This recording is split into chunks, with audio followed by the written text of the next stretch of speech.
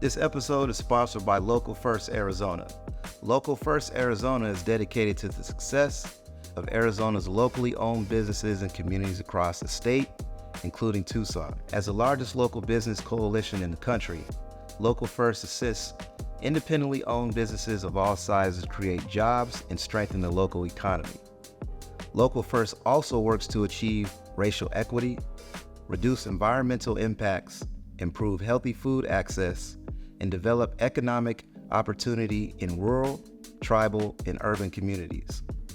Learn more at localfirstaz.com and find a directory of locally owned businesses near you. I recorded that song in my crib, and Yes. 1.4 million plays or something like that on Spotify, which is insane to me. I wake up every day and I'm like, damn, it's got another $2,000 on there. So, Yeah. Of course, streaming platforms are where the money's made. You know what I'm saying? Like, that's not like the ultimate goal for me is like, oh, I want everything down in the streams or anything like that. But it does show you that there are people out there that are listening, that are willing to connect with you or listen to your message. Yeah. I think the next step as an independent is getting out in front of those people and showing them who you are as a person. In 2012, a young Marley B was shopping his early mixtapes around the Tucson hip-hop scene. Given live performances around town, he caught the ear of hip-hop veteran Murs, who helped launch his debut album, The Tonight Show, alongside Cash Lansky and DJ Fresh. Soon after, Marley released his solo album Grow and found himself touring with the likes of Dizzy Wright, Dimrick, Mayday, and others.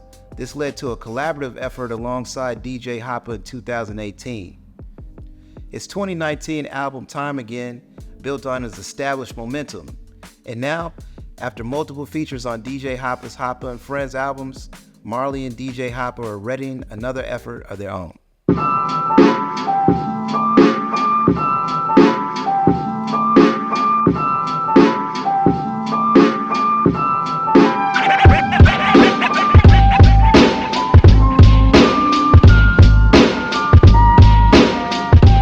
Marley B, let's jump right into it, man.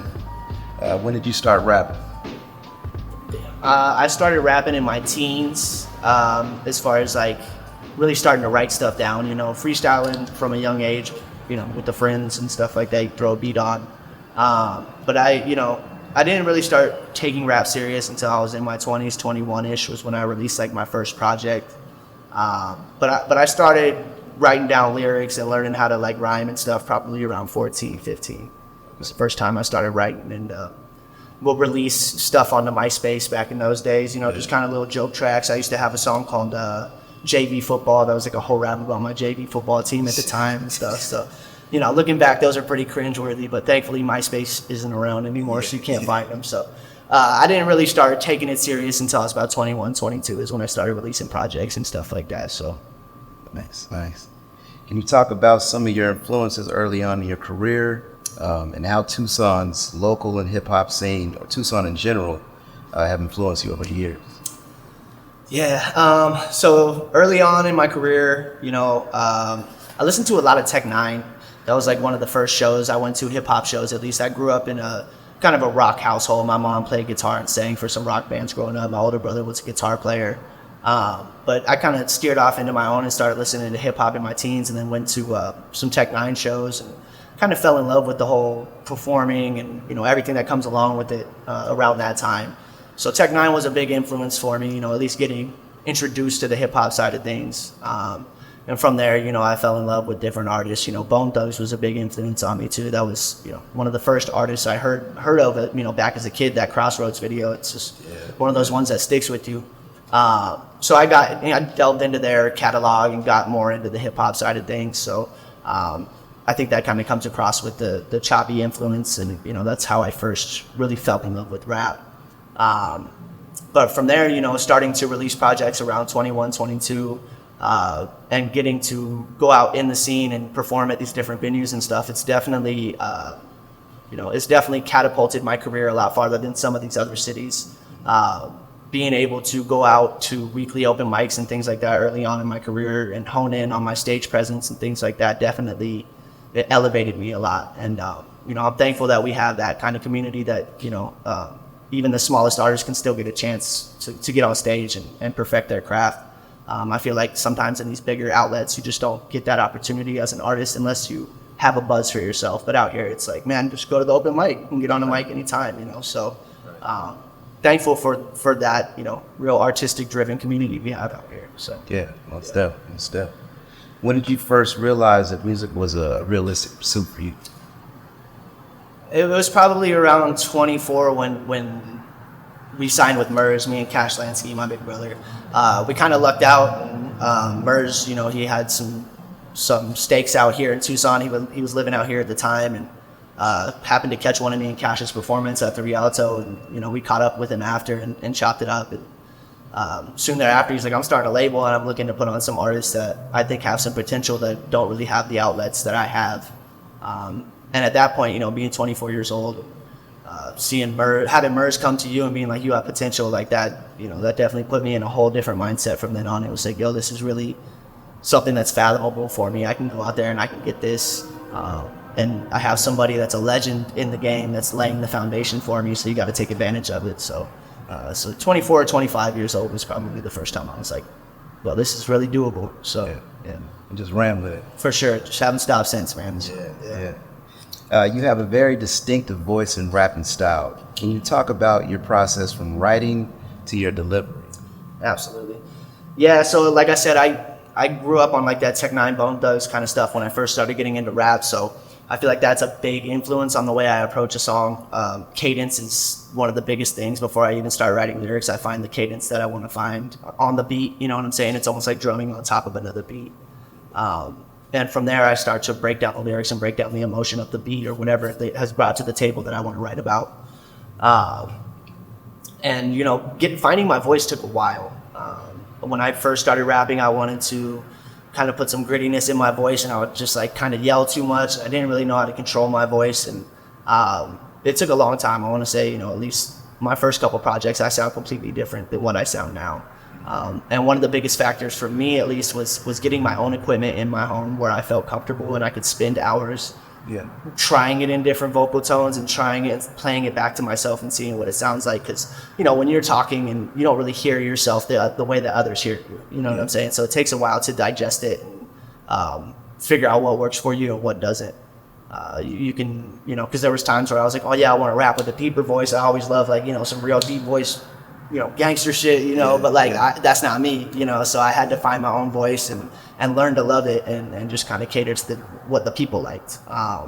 But it was a process, but I feel like having your own equipment in your own studio, somewhere where you're comfortable and you're not taking up other people's time to kind of figure out your own craft, that was definitely big for me. So I think like you said, growing up in a rock household, and you had an older brother that played an instrument, guitar, and you never played an instrument. I grew up playing instruments for sure. That was like my first introduction to music. I played bass guitar for a while as a kid, and then I also played trumpet in middle school band, and then we had a piano in my house, so I grew up learning how to play the keys and playing things by ear. So I was definitely influenced by the music side of things and the foundation of what the melody and the beat can take you to write about and inspire you to talk about, I think for me, like when I listen to you, it sounds like almost like you're a vocalist as a separate instrument, like your delivery, which is extremely unique.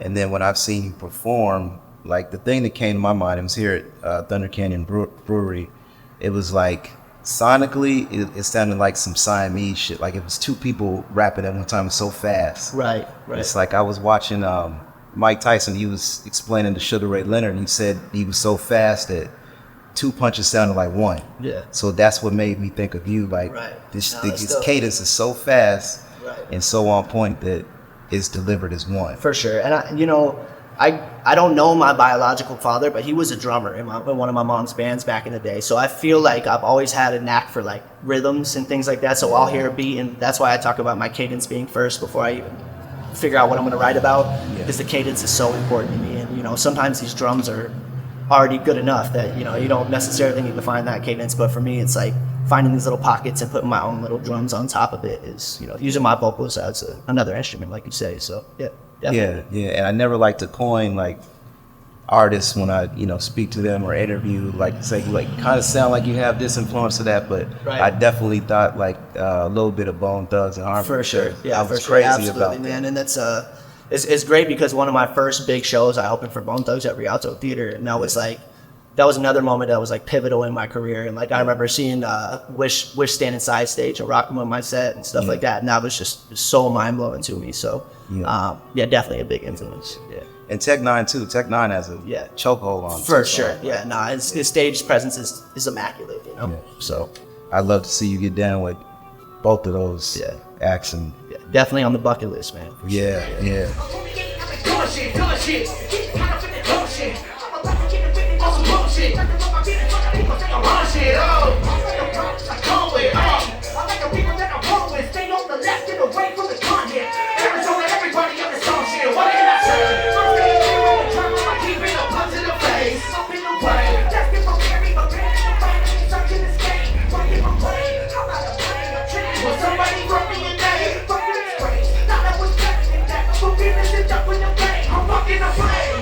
Who the fuck am I kidding? Trying to get ahead when the bills steady billing. Work yourself to the grave for a decent living. I don't know about you, but I done reached my limit. Hey, hey, hey, hey, hey, I done reached my limit. Hey, hey, hey, hey, hey, hey, I done reached my limit.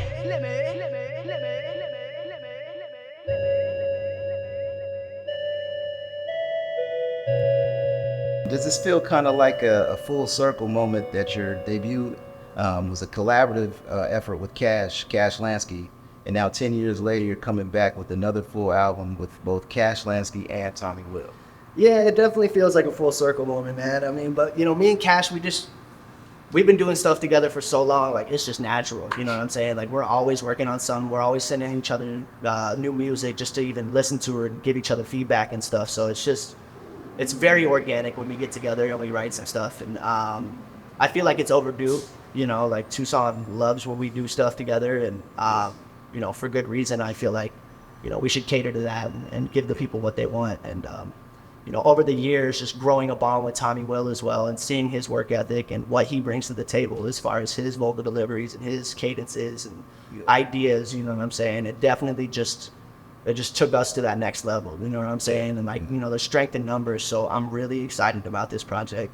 I'm always excited to work with both those guys, regardless of what it is. Whether we're hanging out on the weekend, going barbecuing with the family, or we're working on some music, or going out on tour, doing shows. So I think that crosses over in the music. You hear that, that organic vibe. So you hear the cohesiveness. And, absolutely. And just to piggyback off of like Tucson being appreciative when you guys get together, like a side note, when I first heard Muse, with you, Rut, Cash, and Tommy Will, like I flipped the fuck out. That's dope, man. That track is hard. Yeah, that was a big moment for me too, man, to get all those dudes on one track. And we went out to Broken Complex in Los Angeles, my label. We went to the studio out there and worked with Hoppa, so it was fun. That was another one of those ones that's just organic. We all got the booth sat together and had our verses done within an hour, recorded it, walked out there. So yeah. And the video was shot here at the studio. Yeah, it was shot at Tommy's studio. So yep. So how did this album come about with you, Tommy, and Cash? Like I said, man, we just have so much work together that we were finally like, let's do something with this. There's so many things that are just sitting and wasting away, and we'll perform them here and there, but we never really released them. We never really put a game plan or some money behind it. And I feel like we just really needed to put it all into one. You know what I'm saying? And like all come together and put our money behind it. I feel like there's that strength in numbers thing. Watching Coast Contra, I don't know if you know what Coast Contra is, but watching the way that they did it, that was kind of our mindset with the two. It was like, well, shit, like they all kind of bring something different to the table, but they just complement each other so well. And I felt like that's something that we've always done. We found ways to complement each other on the track. So it's exciting, shout out. This guy named Max, he's their manager. We went on tour with Max back in the day with this cat named Aaron Cohen. Yeah. So that's how I got introduced to Coast Contra too. Once I heard Max was managing them, I started to look into it and like just seeing their whole game plan, man. It was smart, and their strength in numbers. I felt like we all have our following that, we'll see the same people at the shows. If it's a Cash show, we'll see the same people that come to a Marley show, a few of them. But there's always those one or two that only go to the Cash show or only go to the Marley show or only go to the Tommy show.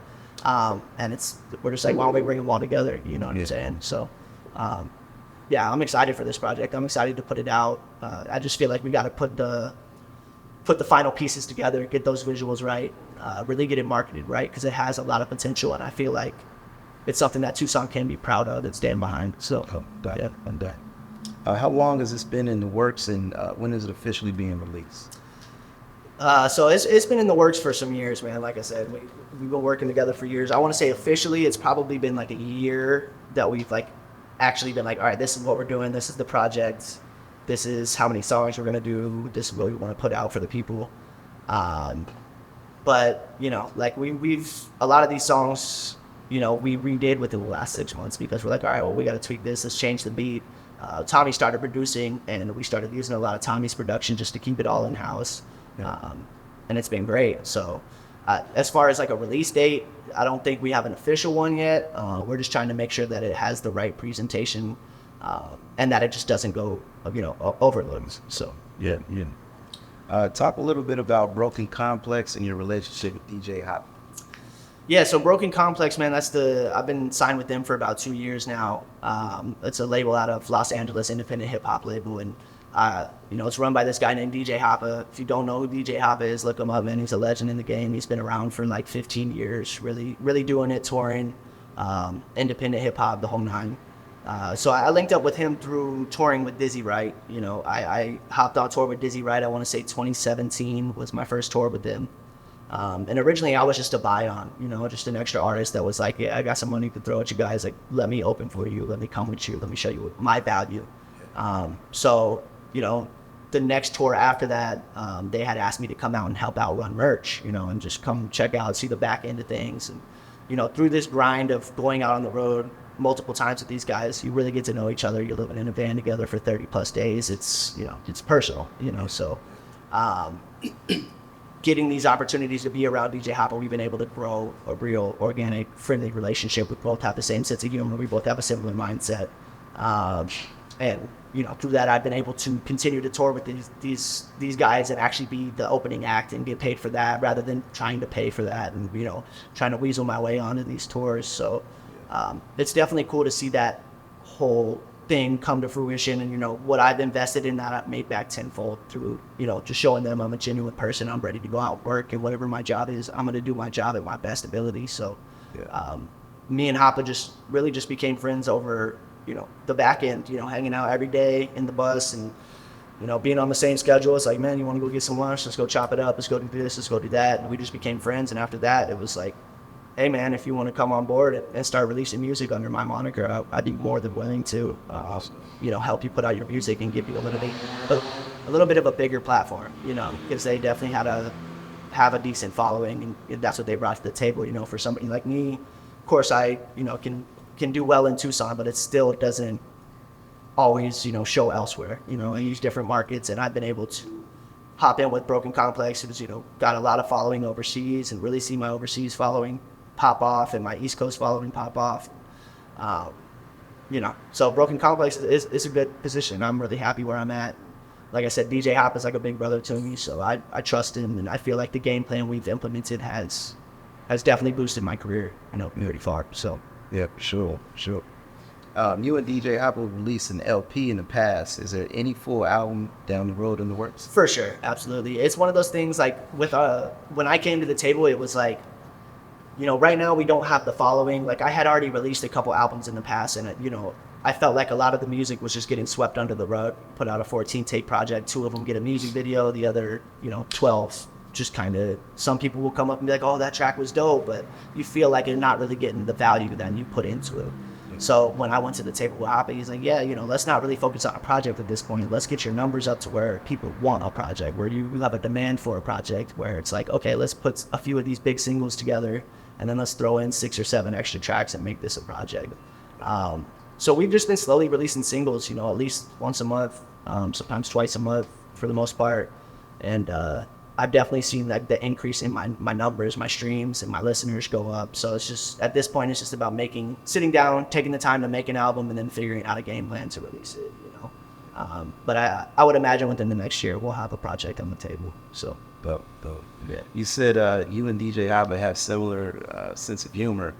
Where do you derive yours from? Like I've seen yours weave into your artistic. Yeah, for sure, man. I mean, I don't know. I like to laugh. I'm just one of those. Wild shit Yeah, video. I like to laugh, bro. Yeah, for sure. I grew up on like Beavis and Butthead and shit like that. So, like I have a really weird sense of humor to some people. I find dumb shit funny. But, when you find another person like that, it's like, oh, yeah, you get it too, man. So you got to be able to laugh at yourself. You got to be able to laugh at other things in life. That's what keeps me going. So, but yeah, man, I have an immature sense of humor for sure for my age. I would consider it, but I don't want to lose it at the same time because it's that youthful spirit. So, I know when to be serious, you know what I'm saying? I know when you shouldn't joke about things, but at the same time, I do like to push the edge every once in a while and, make a comedy out of drama.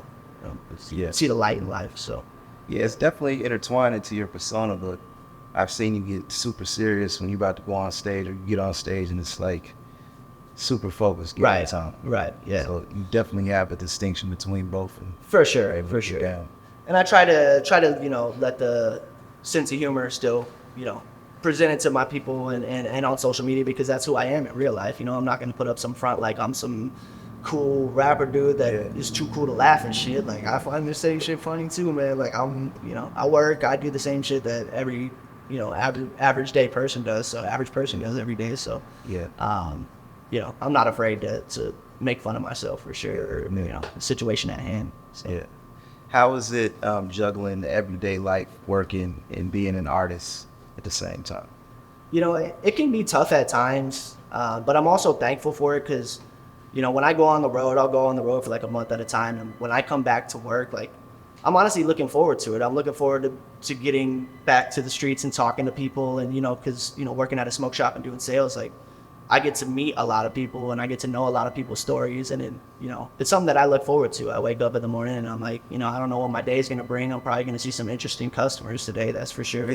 But I also want to know their story. You know what I'm saying? I want to know how you got to this point. And, you start to get to know these people, man. And it really does show you another side to life. And you know what I'm saying? How quick you could just be out there, So, it instills a humbleness in me to go back to work and to clock in and to be like, get yelled at by some druggie because his dollar bag of tobacco wasn't full enough, you know what I'm saying? And like, it humbles you back down and then go on stage and have 100 people be like, holy shit, you're the man, it's definitely, I like it. I feel like it keeps me centered, you know what I'm saying? It keeps me from getting too big-headed and being like, oh, I'm too cool for these people. Like, nah, I'm out here with you, So, I enjoy it. Yeah, because anytime I've been around you or seen you, you've always illustrated humility. And I was always curious to ask, like, in between working and being on stage and blowing up the way you are with the buzz that you have, how do you balance that between somebody coming in? Yeah, just spitting in your face, disrespectful. But are you like, hey, I'm Marley B, like, check out my music? I don't ever like self-promote at work, man. If people come in, which happens sometimes, people will be like, holy shit, you're Marley B, and it'll be cool. It's a better feeling like that than to be like, somebody comes in and they're like, I rap, and then me being like, well, I rap too. This is what I've done. What have you done? Like, I don't ever do that shit, bro. Like, I'm working at the smoke shop. I'm smoke shop employee right now, so that's not my place to play that role, you know. But it is cool when people come in and they're like, holy shit, why are you selling me your cigarettes right now? Like, I thought you were big, bro. Aren't you on the road? I'm like, nah, man, I'm at home right now. It's hot. So, I enjoy it, bro. I really do. I think that it keeps me me, So I don't want to lose that for sure. That's something that, from being from Tucson, it's a humble city, man. You can't be bigger than anybody else out here. I pray I make it through the night. Look, as lightning disappears, it's something like a scene that was fresh and a black man's script. Social distancing, homie, I need a clear six. Stay about my bubble and tapping you, that's some weird shit. Now you the homie, don't take it wrong. You stand the test of time, and know nothing can break the wall. Look, reaction ain't in the room when you stay strong. Let's go, stay cracked, I'm hoping you play along. Look, everyone panicking nightly, nobody hearing the facts. Ain't no one trusting the government, running and putting it under the facts. Scene is like a dream, and I'm feeling it bring it back. To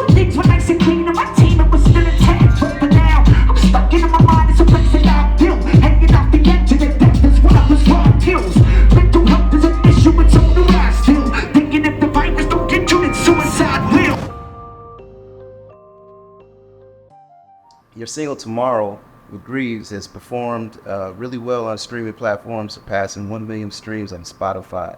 How does that feel, seeing such a strong reception to your music? That's crazy, man. That was like, 1 million streams is such like a big goal for any artist, as it should be. And to actually see that, like, honestly, I didn't know if I would ever see that, until it actually happened. Like, and I was okay if I never saw 1 million streams. So, but for me, it was just like, okay, well, this is doable. This is the formula that works. This is how we're going to continue to put out music and figure out another way to get this to connect another million, because you've got to follow it up. You can't just continue to ride off of one song for the rest of your life. And some of my other songs, they don't perform as well. So we're still figuring out, it's all about the luck of the draw almost, whether these streaming platforms pick it up or not, especially as an independent, not speaking for like bigger labels that can put these things on the playlist, editorials and stuff that will get you hundreds of thousands of streams. Yeah. But, it's a good feeling for sure. It shows you that it's possible. And even being from Tucson, I recorded that song in my crib, and 1.4 million plays or something like that on Spotify, which is insane to me. I wake up every day and I'm like, damn, it's got another $2,000 on there. So, of course, streaming platforms aren't where the money's made. You know what I'm saying? Like, that's not like the ultimate goal for me is like, oh, I want everything to have 1 million streams or anything like that.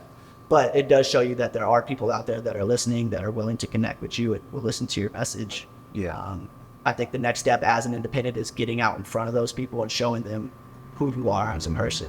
Well, leverage it. For sure, 100%. So that's the next step, for sure. Going on tour with Greaves right now, next month is going to be amazing because, those streams aren't all coming from me at all. They're mainly coming from Greaves. So I got to latch onto that and find a way to put my music in front of those fans and make sure that they continue to digest it like they would Greaves music. So and that's still remarkable, like you said, to pin something in the bedroom, walk out, hop off the porch to a milli. That's connect with 1 million people, bro. Like it's still, it doesn't seem real. You know what I'm saying? Like, it's almost like, you can say it, but you're still not really feeling it. Cause like the grand scheme of things, 1 million people is a lot of people. So I'm thankful for it for sure. Talk about Greaves and his influence in your music and you starting out and just growing up. So Greaves was another artist that I got introduced to, like, coming right out of high school, before I was even really rapping. That was just kind of speaking to what I was going through at the time, and I really fell in love with his album. It was called Irreversible. I listened to that thing front to back a lot of times, and it was always, on my bucket list to collaborate with Greaves, to work with Greaves, get to know him, if at all possible. And to see it, was it 15 years later to come to fruition like it has is pretty crazy. I'm a firm believer in the law of attraction, and it's something that I've always, in the back of my mind, I've thought of all the time. It's like, I'm gonna work with him. Like, we're in the same realm. We make the same kind of music. We talk about the same kind of things. It's only right that one day we're gonna collab. If it doesn't go any further than that, fuck it. But I got to work with an artist that I look up to, and to actually get to know him and, realize we're very similar as far as personalities and mindsets and what we have as our goals and aspirations out of this. It's just been awesome, and it just shows me like that law of attraction is real, and the universe will put you where you need to be, because if you would have told me 5 years ago I'm gonna be going on the road with Brews, be chopping it up with him, dating like we do, I would have said hell no. Like, but you never know, man. You never know. So it's been a fun journey this far. I'm excited to see what this next step is after we hit the road together. How I can take it to the next step, so next level. With connecting to his message, do you ever sit and think there's somebody else coming behind me that's looking at Marley B's message and they want to work with me? And do you ever think about that when you it's that's a good question, man. I don't really think of it like that, but I know it is happening. I've been told that, and it's still kind of one of those things. It's like hard to fathom that I'm looked up to, as something else that I'm not. And in the grand scheme of things, that's exactly how it is for him. There's just little levels that you step up throughout your career. You have more and more listeners, but it doesn't change you as a person and who you are. And as an independent hip hop artist, I feel like you understand like you understand the grind it takes to get there, and you understand that, like, you know, at the end of the day, these rappers are still humans. Yeah. I remember, like, growing up listening to Pandora, and you'd hear some of these rappers, and you'd be like, where are they at now? And I remember finding out, like, some of them be, like, working at call centers and shit, and it's like, bro, that was one of my favorite songs. Like, I looked at, you know what I'm saying? So,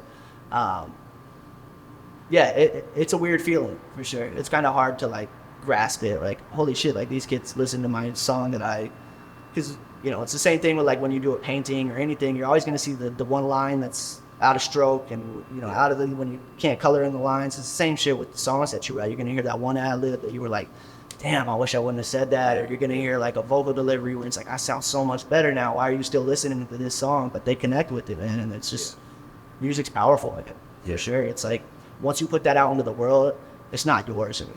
Yeah. You know, and you have to let go of it, and you have to realize that it's everybody's that listens to it. It's their own way to interpret it and take it as their own. So it's universal. Yeah. Exactly.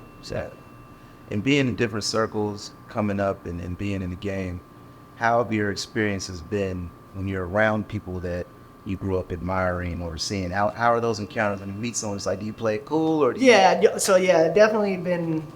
Me personally, I hate to, like, ask for pictures and shit. I feel so weird being like, hey, bro, let's get a picture together, no matter how close we are. Like, I'm not that guy, you know what I'm saying? And it's hurt my career in some ways, but it's also helped my career in a lot of other ways, because, you know, if you're meeting these rappers that you look up to and you go up to them as a fan, they're going to interpret you as a fan. Right. You know, it's going to be a lot harder for you to break down that wall and show them that you're an artist and you bring this to the table, you do this, because they're going to be like, well, this dude was just trying to take a picture with me and get some clout points posted on the internet. Rather than being like, yo, going up, shaking their hand, I really appreciate what you do, man. I look up to you. Is it cool if I sit side stage and watch what you do? Is there anything you can tell me that I could work on? You know what I'm saying? Like, that goes so much farther. Just getting to know these people as people, man, because they don't want to be just, you know, Dizzy right at the end of the day. You know what I'm saying? Like, he's got a family at home. He's his whole person. He's his own person. You know what I'm saying? So getting to know these people personally has been the biggest thing for me. Not just going up and being, like, overwhelmed with how dope they are. Of course, occasionally you're going to be, like, shaky and be like, holy shit, this is so-and-so right here. But once those nerves go away and you're able to settle down, man, it's just about getting to know them as a person. You know, we're all people. We all have our quirks. Sometimes you'll be surprised by, you know, some of these people you look up to, by what they do throughout their day-to-day life. But sometimes you don't just do the same shit you do. You know what I'm saying? So, it's definitely keeping it on a personal level with artists when you're in the room with them. Yeah.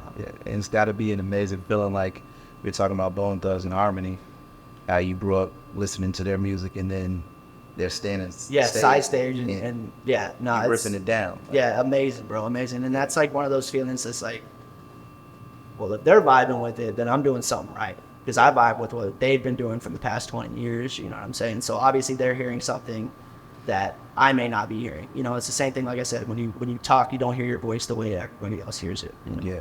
And I don't necessarily hear my music the way that everybody else hears it, because I see the whole process that was behind it. Yeah. You know, all the mistakes we made throughout just to get that song, but all they hear is that song. You know, so it's a crazy feeling for sure. It definitely gives you some sort of validation, but at the same time, you also know they're not going to take you with them. You know what I'm saying? Like, you still got to make your own way. You can utilize these connections to get outlets to take yourself up this ladder, but you know, nobody's going to do it for you. You know, just because somebody says you're dope doesn't mean it's like, there's my ticket. You know what I'm saying? So, but it is a good feeling. It's definitely validated, and it makes you want to work harder. Make some noise for my homeboy Marley B right now. They tried to work me like a dog. Baby, I'm a pig. Playing with my food, it's how you wind up getting busy. Y'all gon' make me swear to God. Make me hit the switch. Make me lose my mind, but shit is fine, I'm getting rich. See, I just need some peace and quiet. Look, honestly, it would be nice, kinda like audio, I push, see. Everything come with a price, been living this life for keeping the tail. But ready to snap, ready to kill, ready to ride, ready to steal, ready to speed and let go with the wheel. I'm drunk as fuck right now. So let my ego talk. This one gon' make you lose it once that needle drop. I'm slashing up the beat, so let me eat before I feed the crops. You better scrape your plate or else the meat'll rot.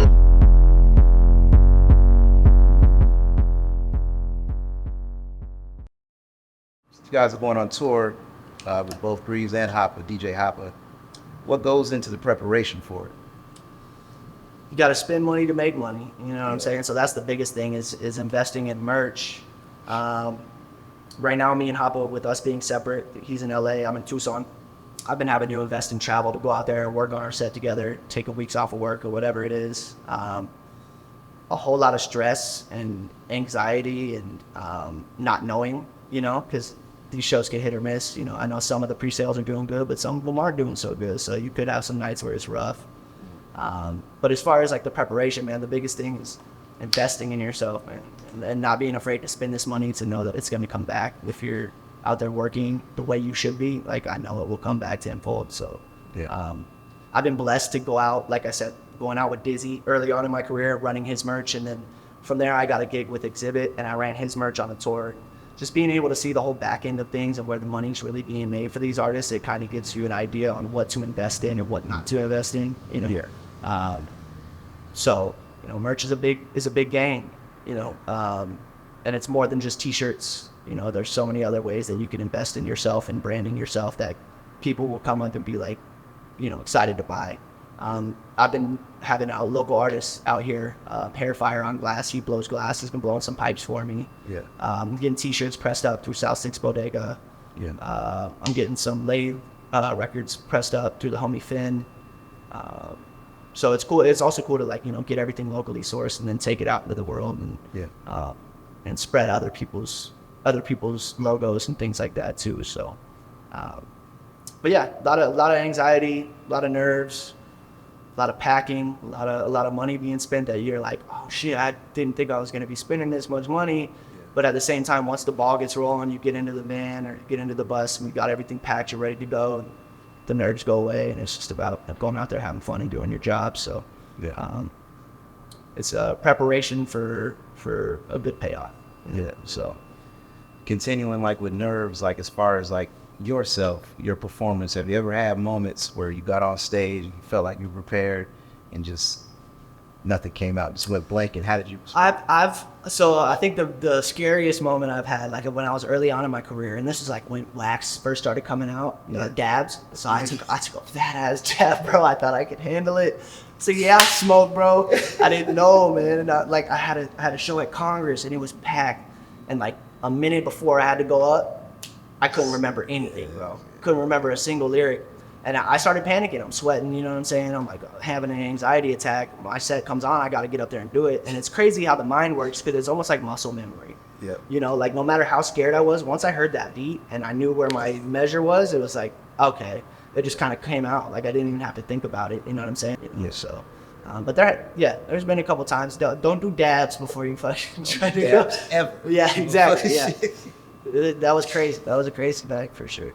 Yeah. In your relationship, like with the crowd, have you ever had experience like right now, the whole shit's going viral with Cardi B throwing the fucking throwing the mic back? Do people throw shit or get? You know, I've never really had like to fight, thankfully, at a show. I think the closest ever was when one time me and Cash had a heckler at the Rock, and I think Cash kicked him in the head. And we had to like pull Cash back. Okay. Scrap Lansky. We were calling him Scrap Lansky because you don't want to see Cash mad, bro. Cash is a nice guy, bro. When he's mad, that motherfucker is mad, bro. Oh, so no, but we've never really had that issue, thank God. But you know, if it happens, it happens. I've had issues like when I've been working the merch table out elsewhere. I remember one time a kid tried to steal a record when I was working Dizzy's merch table, and I drug him out the venue by his hair. He had long hair though. Hoppa had that on video. I gotta find that video. I just went up, grabbed him by his back of his head, drug him out the venue, bro. But yeah, luckily the type of music that I make, it's not like super aggressive, you know what I'm saying? And it doesn't bring that kind of like energy, I don't think, you know? So thankfully I haven't ran into too much of that heckler stuff or, you know, having things thrown at me. So what cities in particular are you really getting amped for this tour? Minneapolis is going to be dope. Greaves has a really big following there. It's where Rhyme Sayers is from originally. So that's always fun up that way. My little brother lives out there too, so it'd be cool to see him. Brooklyn, of course, you know, when you're out there in New York's stressful as hell, but it's always fun. Just to even say you played with New York is a big accomplishment for somebody from Tucson.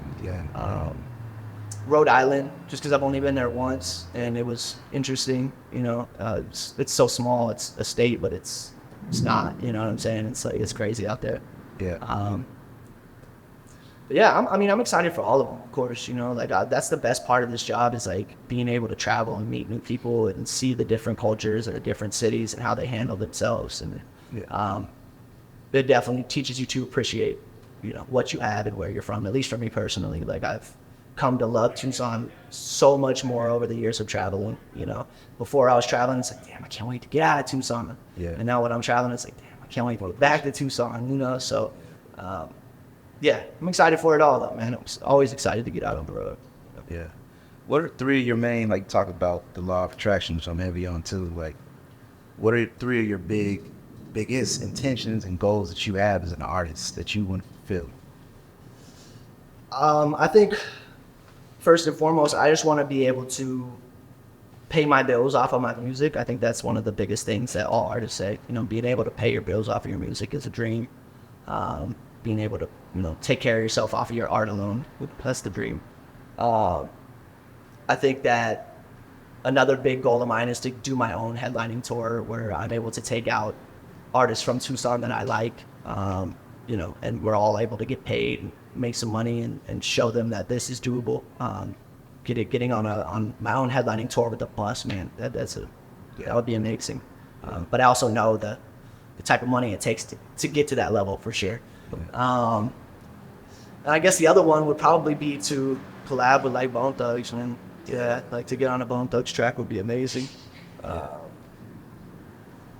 You know, like I said, growing up on that type of music, and growing up listening to those type of artists, man, it's just being able to collaborate with them would be great. And I think, you know, it's very possible and very, very doable. I think it will happen in the future. So. Yeah, I believe so too. I personally would love to hear that. Yeah, it'd be crazy. Even if it's just one of them, you know what I'm saying? Like, I would just love to, you know, love to sit down and chop it up with them. That would be a big one, you know. Yeah, but fuck it, manifest the whole group. I'm trying to. Yeah, for sure. Yeah, we need all of them. Man. Yeah, we need all of them, man. So, I know Busy used to stay out here for a while, so yeah, I mean, he has ties to Tucson. Yeah, that'd be sweet. But what advice would you give aspiring artists, rappers, musicians coming up? Put the music out. Put it out. You know what I'm saying? That was a big thing for me early on, is like we're all kind of perfectionists in our own way. But I mean, you can only do so much to tweak that song and make it sound the way you want to, man. You got to put it out. You know? That's the biggest thing, is put it out, keep your head down, you know, ignore all the politics that come along with this.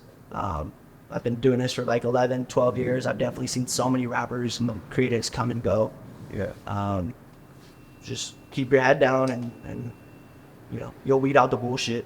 You know, I've been blessed to connect with like-minded artists like Cash, like Tommy, you know, everybody in the city right now that's really active. It's a blessing to say that we don't have any, you know, beef in our city. There's no like real drama, you know. We're all able to pull up to an event no matter what night of the week and be cordial with each other, you know, whether we get along or we don't. And that can't be said for a lot of other cities. Right. And the more I travel, the more I realize, like, yo, take advantage of being here, man. Take advantage of Tucson as much as you can. Utilize the platforms we have, because a lot of other places don't have those opportunities. Yeah. So put the music out, man. Come out and do a show. That's the biggest thing. Watch out for monsoon season. Yeah. Stay out of the rain. Season, real. Shit. Oh man, you can find me at Ugly Ass Marley on all the socials. All one word, Ugly Ass Marley. You can find me on brokencomplex.com. You can find me on Tinder. I'm swiping on Tinder all the time. I knew that shit was gonna come out. I'm playing with you, man. Yeah, man, brokencomplex.com, at Ugly Ass Marley on all the socials.